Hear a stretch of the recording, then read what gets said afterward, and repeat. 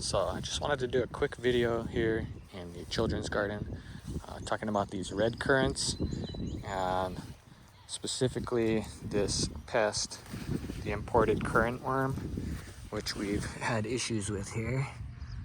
So if you can see here, there's this fly that lays its eggs on the underside of leaves, and then it hatches into tons of these little caterpillar guys, and they quickly start to eat the leaves and devour the whole plant.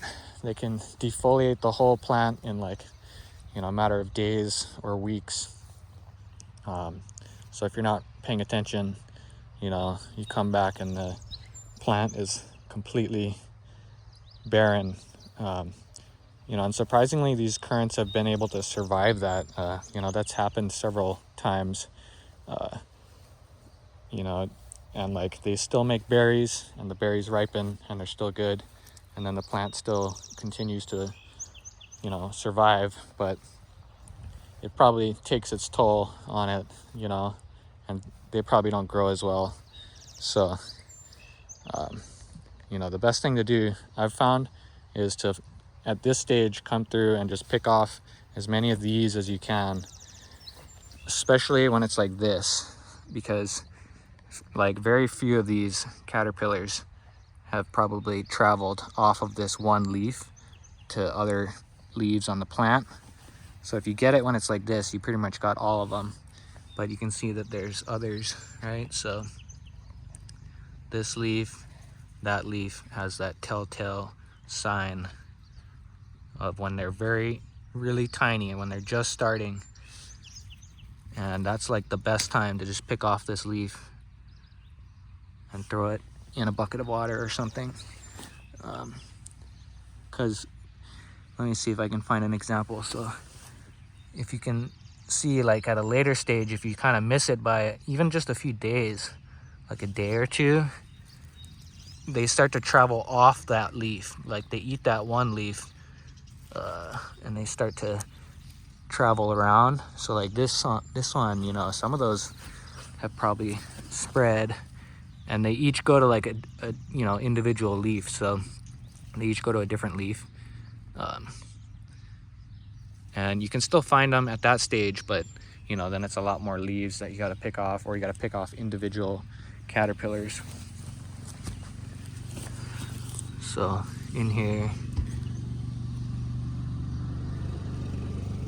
let's see.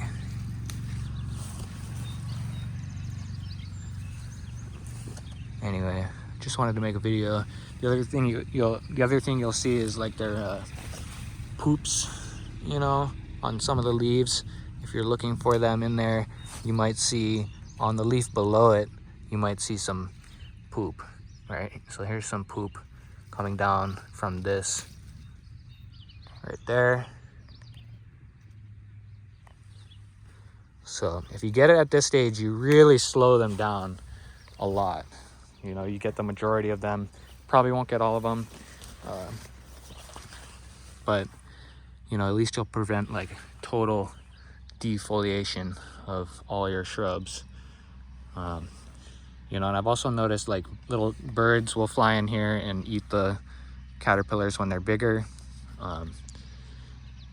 But by then, if you have swarms of them, they'll defoliate the whole plant. So, I found that if you get them at this stage, you get most of them, and you kind of prevent the next generation. I think they can, I don't know, they have multiple generations per growing season where we are. So you kind of have to stay on it. And, I think there are more permanent solutions. I think they live in the soil, and you can kind of there's some treatments or something, but I found just picking off the leaves, it's not that much work.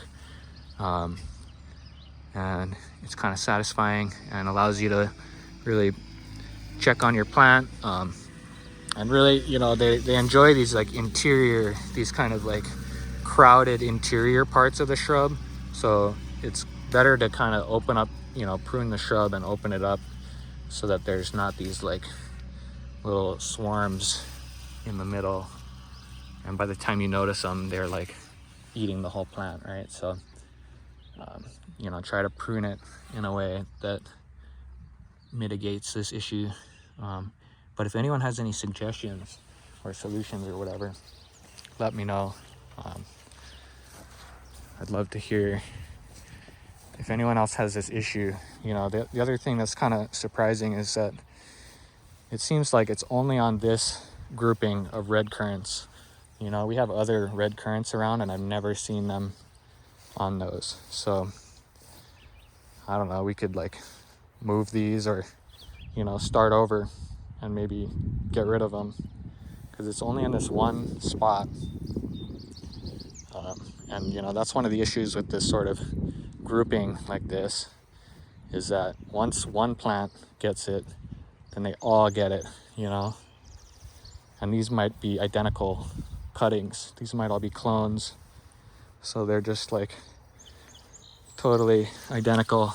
But yeah, you can see there's like a lot of these guys.